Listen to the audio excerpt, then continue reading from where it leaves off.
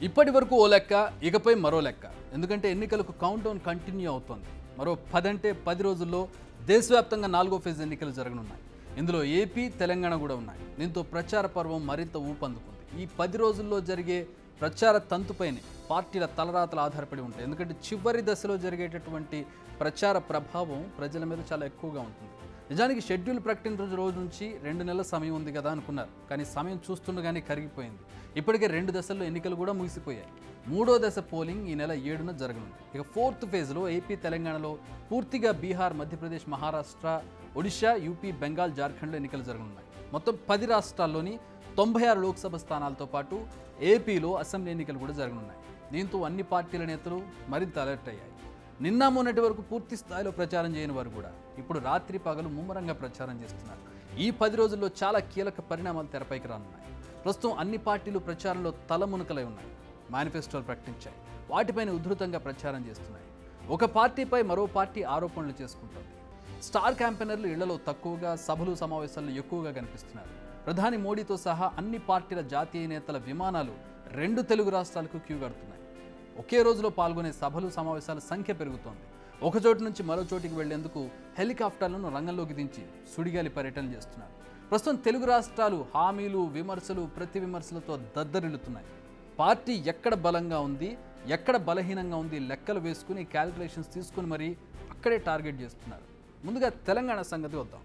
Congress party ప్రచారాన్ని మరింత ముమ్మరం చేయనుంది. కాంగ్రెస్ జాతీయ అధ్యక్షుడు ఖర్గేతో పాటు రాహుల్, ప్రియాంక గాంధీలు రాష్ట్రానికి రానున్నారు. వీరంతా బహిరంగ సభలతో పాటు ర్యాలీలు, రోడ్ షోలు, కార్నర్ మీటింగ్స్ అంటూ వివిధ సభల్లో పాల్గొనబోతున్నారు. ఇక బీజేపీ సంగతి చూస్తుంటే ఇప్పటికే ప్రధాని పలుమార్లు పర్యటించగా వచ్చే 10 రోజుల్లో కేంద్ర హోంమంత్రి అమిత్ షా కూడా రాష్ట్రానికి రాబోతున్నారు. ఆయనతో పాటు పలువురు బీజేపీ జాతీయ నేతలు కూడా రాష్ట్రానికి తరలివస్తారు.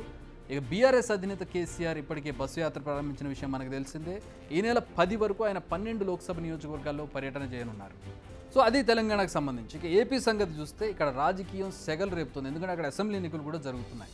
ఇప్పటికే ఇరు పార్టీలు మేనిఫెస్టోలు ప్రకటించాయి. ఇటు కూటమి, అటు వైసీపీ. ప్రజలపై ఉచిత వర్షం కురిపించే ఒకళ్ళను మించి ఒకరు. ఇప్పుడు వీటిని ప్రచారం చేసుకోవడంలో 2 వర్గాలు బిజీగా ఉన్నాయి.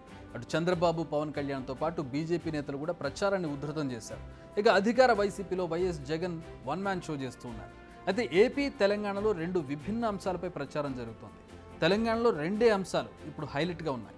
అందులో ఒకటి హిందుత్వం, రెండోది రిజర్వేషన్. బీజేపీ హిందుత్వ కార్డును ప్రయోగిస్తోంది.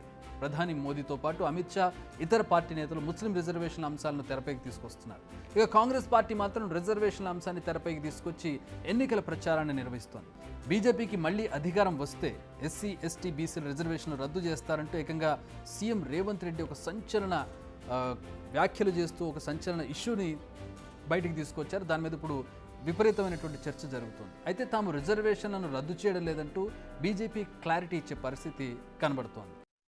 कांग्रेस पार्टी एक झूठ फैलाकर जनता के बीच में भ्रांति पैदा करना चाहती है।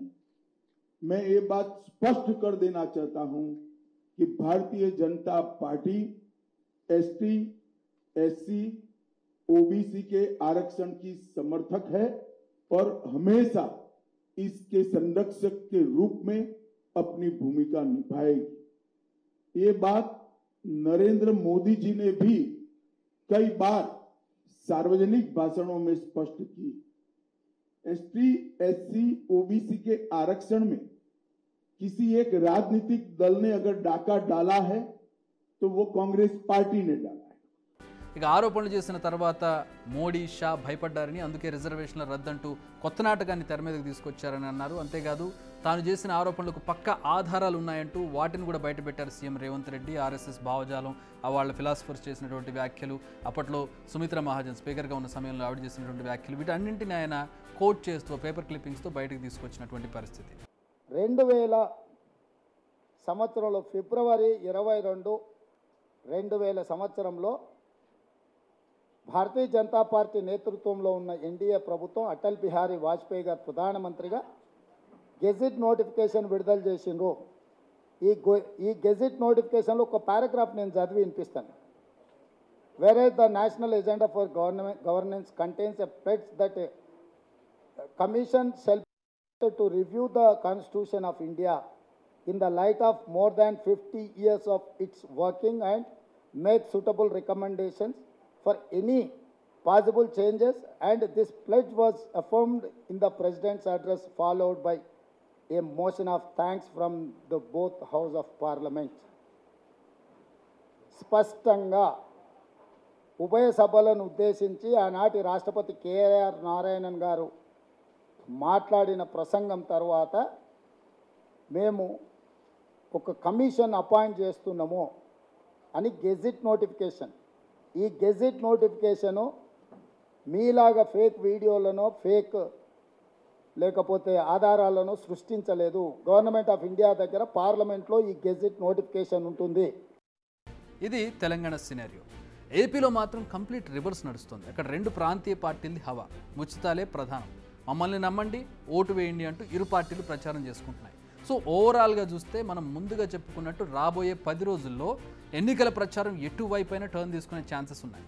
ఈ 10 రోజుల్లో మరిన్ని సంచలనాలు జరిగే ఛాన్స్ కూడా ఉంది. సో ప్రజలంతా ఆగ్రహావేశాలు, నేతల మాటల ప్రలోభాలకు కాకుండా ఏది మంచి ఏది చెడు, ఏ పార్టీకి ఓటేస్తే మనకు మంచి జరుగుతుంది, రాష్ట్రానికి మంచి జరుగుతుందని ఆలోచించి నిర్ణయం తీసుకోవాలనేది big TV request. Big TV outlook కథనాలు నచ్చితే వెంటనే బిగ్ టీవీ ఛానల్ ను సబ్స్క్రైబ్ చేయండి.